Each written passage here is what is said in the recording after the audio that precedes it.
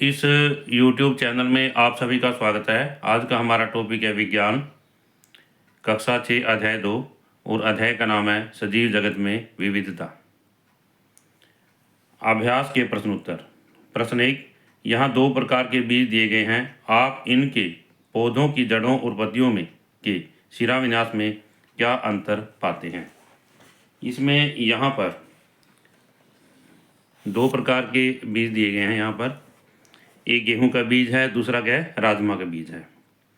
हमने इन दोनों बीजों के जड़ों और पत्तियों के शिराविन्यास में अंतर जो है बताने हैं। इससे आगे है उत्तर है जड़ों में अंतर। इसकी जड़ें रेशेदार होती हैं गेहूं की, और राजमा की जड़ें जो है मूसला जड़ें होती हैं। क्या होती हैं? मूसला जड़ें होती हैं। तो इसमें यहाँ पर चित्र दिखाया गया है, मूसला जड़ और रेशेदार जड़। इसमें मूसला जड़ में एक मुख्य जड़ होती है और रेशेदार जड़ों में सामान्य जो है रेशे के समान जो है जड़ें होती हैं। शिराविन्यास। गेहूं में रेशेदार जड़ें होती हैं, राजमा में मूसला जड़ें होती हैं। शिराविन्यास। गेहूं में समांतर शिराविन्यास पाया जाता है और राजमा में जालिका रूपी शिराविन्यास पाया जाता है। तो समांतर शिराविन्यास और जालिका रूपी शिराविन्यास क्या होता है प्यारे बच्चों? यहाँ पर जो जालिका रूपी शिराविन्यास होता है, इसमें मेन जो है, जैसे यहाँ पर है, इससे आगे इधर जो शिराएँ दिखाई गई हैं, और ऐसे इसमें जो एक जाल सा बना हुआ होता है। क्या बना होता है? जाल बना हुआ होता है। इसको जाल का रूपी शिराविन्यास कहते हैं। शिराओं का जाल होता है। तो इसमें दूसरा है समांतर शिराविन्यास। तो इसमें जो शिराएं हैं इस तरह से एक दूसरे का समांतर होती हैं। इसमें केले की पत्ती में और घास की पत्ती में यह दिखाया गया है यहाँ पर समांतर शिराविन्यास। इससे आगे है गेहूं में समांतर शिराविन्यास पाया जाता है और राजमा में जालिका रूपी शिराविन्यास जो पाया जाता है। प्रश्न संख्या 2, नीचे कुछ जंतुओं के नाम दिए गए हैं। उनके आवास के आधार पर समूह बनाएं। चिन्हांकित खंड क में जलीय जंतुओं और चिन्हांकित खंड ख में थलीय जंतुओं के नाम लिखिए। खंड ग में दोनों आवासों में रहने वाले जंतुओं के नाम लिखिए। इसमें यहाँ पर दिए गए घोड़ा, डॉल्फिन, मेंढक, भेड़, मगरमच्छ, गिलहरी, व्हेल, केंचुआ, कबूतर और कछुआ। इसमें यहाँ पर दिखाया गया है कि जलीय जंतु क्या है? जलीय जंतु। जलीय जंतु कौन से हैं? डॉल्फिन और व्हेल। कौन से हैं? डॉल्फिन और व्हेल। और आगे है यहाँ पर थलीय जंतु कौन से आ जाते हैं? घोड़ा, भेड़, गिलहरी, केंचुआ और कबूतर। दोनों आवासों में रहने वाले जंतु हैं मेंढक, मगरमच्छ और कछुआ। इन सभी को हमने क, ख और ग, जैसा कि हमने ऊपर अलग अलग किया है, तो क में आने वाले जंतुओं को यहाँ पर लिखना है हमने, ख में आने वाले जंतुओं को यहाँ पर लिखना है, और ग में आने वाले जंतुओं को हमने यहाँ पर लिखना है। इससे अगला तीसरा प्रश्न है, मनु की माँ की एक साग वाटिका है, किचन गार्डन है। एक दिन वह मिट्टी से मूली उखाड़ रही थी। उन्होंने मनु को बताया कि मूली एक प्रकार की जड़ है। एक मूली को सावधानीपूर्वक देखें और लिखें कि वह किस प्रकार की जड़ है। मूली के पौधे की पत्तियों में आपको किस प्रकार का शिराविन्यास दिखाई देगा? उत्तर, मूली के पौधों की जड़ एक मूसला जड़ है। क्या भी? मूसला जड़ है। और यह जड़ जमीन से में सीधे नीचे की ओर बढ़ती है और पौधे के लिए भोजन और पोषक तत्वों को संग्रहित करती है। मूली के पौधों की पत्तियों का जालीदार शिराविन्यास होता है। जो मूली के पौधे हैं उसकी जड़ कैसी है? मूसला जड़ है। और इसका शिराविन्यास कैसा होता है? जालीदार होता है। कैसा होता है? जालीदार होता है। अर्थात इसकी शिराएं पत्तियों पर एक जाल सा बनाती हैं। क्या बनाती हैं? एक जाल सा बनाती हैं।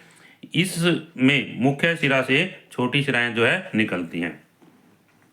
इससे अगला है चौथा प्रश्न है, नीचे दिए गए चित्रों में पर्वतीय बकरी और मैदान में पाए जाने वाली बकरी देखें, उनके बीच समानताएं और अंतर बताएं, साथ ही यह भी बताएं कि इन अंतरों के क्या कारण हैं। इसमें यहाँ पर जो चित्र है ये दिए गए हैं पर्वतीय बकरी और मैदानों में पाई जाने वाली बकरी। हमने इन चित्रों को देख करके पर्वतीय बकरी में और मैदानी बकरी में जो समानताएं पाई जाती हैं और जो अंतर पाए जाते हैं वो बताने हैं। इसमें क्या है, सबसे पहले है समानताएं। समानताएं क्या है भी, दोनों बकरियां हैं और एक ही परिवार से हैं, नंबर 1। नंबर 2 है दोनों बकरियां क्या है, शाकाहारी हैं। क्या है, शाकाहारी हैं। नंबर 3, दोनों के खुर और सींग क्या होते हैं, क्या होते हैं भाई, दोनों के खुर और सींग होते हैं। अंतर, पर्वतीय बकरी पहाड़ों पर ठंडे तापमान से बचने के लिए इसके मोटे फर होते हैं और इसका शरीर मैदान में पाए जाने वाले बकरी की अपेक्षा अधिक मजबूत और पहाड़ों पर चढ़ने के लिए अनुकूलित होता है। पहाड़ी चट्टानों पर चढ़ने के लिए इसके खुर जो है मजबूत होते हैं। मैदान में पाई जाने वाली बकरी, इसके शरीर पर छोटे बाल होते हैं। नंबर 2, इसका शरीर मैदानी इलाकों में रहने के लिए दुबला पतला होता है। नंबर 3, इसके खुर घास व मैदानी इलाकों में चलने व दौड़ने के लिए उपयुक्त होते हैं। प्रश्न संख्या 5, पाठ में चर्चा की गई विशेषताओं के अतिरिक्त किसी अन्य विशेषता के आधार पर निम्नलिखित जंतुओं के 2 समूह बनाएं। गाय, तिलचट्टा या काकरोच, कबूतर, चमगादड़, व्हेल, कछुआ, मछली, टिड्डा और छिपकली। तो इसमें हम यहाँ पर उड़ने वाले और न उड़ने वाले जंतु की विशेषता के आधार पर, मतलब जो जंतु उड़ने वाले हैं और न उड़ने वाले हैं इनका वर्गीकरण करते हैं। तो उड़ने वाले जंतु हैं तिलचट्टा, काकरोच, कबूतर, चमगादड़ और टिड्डा, और न उड़ने वाले हैं जंतु गाय, व्हेल, कछुआ, मछली, छिपकली आदि। प्रश्न संख्या 6, जनसंख्या बढ़ने और मनुष्य द्वारा अधिक सुविधाजनक जीवन की चाह में विभिन्न आवश्यकताओं की पूर्ति के लिए वनों की कटाई की जा रही है। यह हमारे आसपास के परिवेश को कैसे प्रभावित कर सकता है? आपके विचार से हम इस चुनौती का निदान कैसे कर सकते हैं? तो इसमें वनों की कटाई के प्रभाव, जैव विविधता की हानि, जलवायु परिवर्तन, भूमि कटाव, आजीविका का नुकसान, वायु प्रदूषण का नुकसान, वायु प्रदूषण में वृद्धि और जंगली जीव जंतुओं के आवासों का नष्ट होना। हम इस चुनौती का कैसे निदान कर सकते हैं? चुनौती का निदान कैसे कर सकते हैं? इसके लिए निम्नलिखित कदम उठाने चाहिए। नंबर 1, संरक्षित क्षेत्र। वनों की सुरक्षा के लिए अधिक से अधिक राष्ट्रीय उद्यान और वन्य जीव अभयारण्य स्थापित करने चाहिए। इससे आगे नंबर 2, अवैध कटाई के विरुद्ध कानून बनाने चाहिए। वनों की अवैध कटाई को रोकने के लिए कानून बनाने चाहिए ताकि उन्हें सख्ती से लागू करना चाहिए। वृक्षारोपण अभियान, अधिक से अधिक वृक्ष लगाने चाहिए, इसके लिए अभियान चलाना चाहिए। जन जागरूकता अभियान, आम आदमी को वनों के महत्व तथा वनों की कटाई से होने वाले नुकसान के बारे में जागरूक करना चाहिए। नंबर 5, सामुदायिक भागीदारी, वनों के संरक्षण में स्थानीय समुदायों को शामिल करना चाहिए तथा अधिक से अधिक वृक्ष लगाने चाहिए। प्रश्न संख्या 7, फ्लो चार्ट का विश्लेषण करें। इसमें कै और ख के कौन कौन से उदाहरण हो सकते हैं? इसमें यहाँ पर फ्लो चार्ट दिखाया गया है। पौधा, जैसे यहाँ पर हाँ, क्या इसमें पत्तियाँ हैं, फिर इसके बाद में हाँ, क्या इसमें जालिका रूपी शिरा विन्यास है? तो इसमें क भागा हाँ और ख भागा नहीं, तो इसका हमने यहाँ पर उत्तर देना है।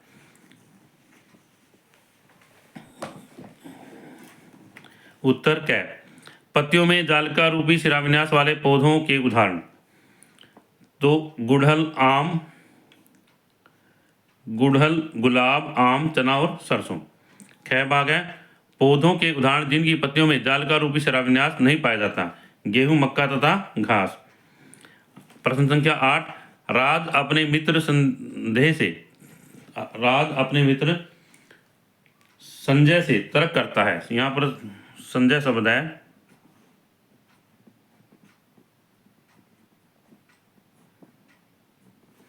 राज अपने मित्र संजय से तर्क करता है, गुड़हल का पौधा एक झाड़ी है।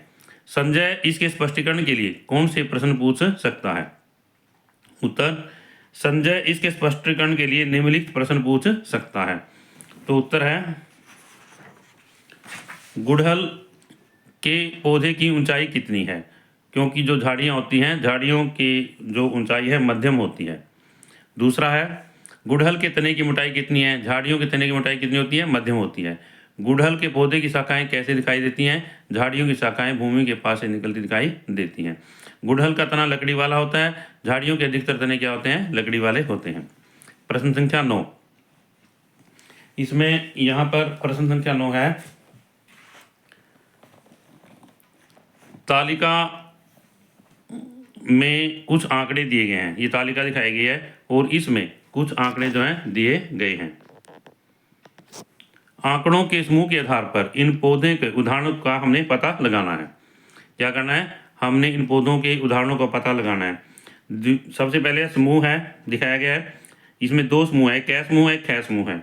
बीज का प्रकार द्विबीजपत्री, जड़ का प्रकार क्या है? मूसला जड़। क्या चीज़ है? मूसला जड़। इसके उदाहरण हमने देखने हैं। दूसरा है कै, बीज का प्रकार क्या है? एक बीजपत्री। जड़ का प्रकार क्या है? जकड़ा जड़ है यहाँ पर, और इसका भी उदाहरण हमने देखना है। प्रश्न संख्या कै के पौधों में और क्या समानताएं हैं? आगे कहता है भी कि जो प्रश्न संख्या कै है, इसके जो पौधे हैं उसमें क्या समानता है? समूह कै के पौधों में और क्या समानताएं हैं? सबसे पहले क्या है? समूह कै के पौधों में और क्या समानताएं हैं। दूसरा है समूह कै के पौधों में और क्या समानताएं हैं। इसका उत्तर हमने यहाँ पर देना है। तो इसमें यहाँ पर है, सबसे पहले उदाहरण पूछा था उसने, भाई उदाहरण कौन से हैं? गुड़हल, गुलाब, आम, मूली और गाजर। इसके बाद में है ख भाग है, घास, गेहूं, चावल और मक्का। इसके बाद में आ गया है प्रश्न संख्या, ये पॉइंट नंबर 1 है यहाँ पर, प्रश्न संख्या नहीं है, प्रश्न तो वही चल रहा है हमारा। तो यहाँ पर है, समूह कै के पौधों में समानताएं। द्विबीजपत्री पौधों की पत्तियां जालीदार शिराविन्यास वाली होती हैं। और समूह कै के पौधों में समानताएं, एक बीजपत्री पौधों की पत्तियां क्या होती हैं? समानांतर या समांतर शिराविन्यास वाली होती हैं। इससे आगे है प्रश्न संख्या 10, नीचे दिए गए चित्र में बत्तख के नामांकित भाग को देखें। क्या कहता है? जो बत्तख है उसके नामांकित भाग को हमने यहाँ पर देखना है। बत्तख के पंजों में अन्य पक्षियों की तुलना में आपको क्या भिन्नता दिखाई देती है? बत्तख अपने इस भाग का उपयोग करके कौन सी गतिविधि करने में सक्षम होगी? यहाँ पर है पंजों के अंतर। बत्तख और इसमें कबूतर, यहाँ पर ये चित्र दिखाए गए हैं, और इनके यहाँ पर ये क्या चीज़ है? बत्तख है, इसके पंजे क्या है? झिल्ली युक्त दिखाए गए हैं। क्या भी? झिल्ली युक्त होते हैं। जो बत्तख है उसके पंजे क्या होते हैं? झिल्ली युक्त होते हैं। और जो कबूतर है उसके पंजे क्या है? झिल्ली युक्त नहीं होते। तो इसमें बत्तख है, बत्तख के पंजे जो है क्या होते हैं? झिल्लीदार या झिल्ली युक्त होते हैं। जो कबूतर है, कबूतर के पंजे क्या होते हैं? जालीदार नहीं होते। दोबारा से, बत्तख के पंजे जालीदार होते हैं या झिल्ली युक्त होते हैं, और कबूतर है, कबूतर के पंजे क्या होते हैं? जालीदार नहीं होते। इनके पैर पक्षियों जैसे होते हैं, पैरों की अंगुलियां अलग अलग होती हैं। जो इसमें चित्र के अंदर दिखाया गया, चित्र में क्या है? इसके सभी पैरों की जो अंगुलियां हैं, यहाँ पर जो अंगुलियां दिखाई गई हैं, ये सब सारी क्या होती हैं? अलग अलग होती हैं। परंतु बत्तख जाके जो है इसके क्या होते हैं? झिल्ली होती है इनके पंजों में, तो इसकी अंगुलियां या पंजे कह सकते हैं, जो ये अलग अलग नहीं होते इसमें यहाँ पर। और इसमें बत्तख जालीदार पैरों का उपयोग, जालीदार पैर बत्तख को तैरने में सहायता करते हैं। इन पैरों की सहायता से यह कीचड़ या गीली सतहों पर आसानी से चल सकती है। इस प्रकार इस अध्याय के सभी प्रश्नों का उत्तर पूरा हुआ, और मैं आशा करता हूँ इस वीडियो के माध्यम से ये प्रश्न आपको अच्छी तरह से समझ आ गए होंगे। और यदि ये वीडियो आपको अच्छी लगे तो आप इस वीडियो को लाइक करें, शेयर करें, कमेंट करें, और यदि आप इस चैनल पर नए हैं तो आप इस चैनल को सब्सक्राइब करें, ताकि इस तरह की वीडियो आपको मिलती रहे।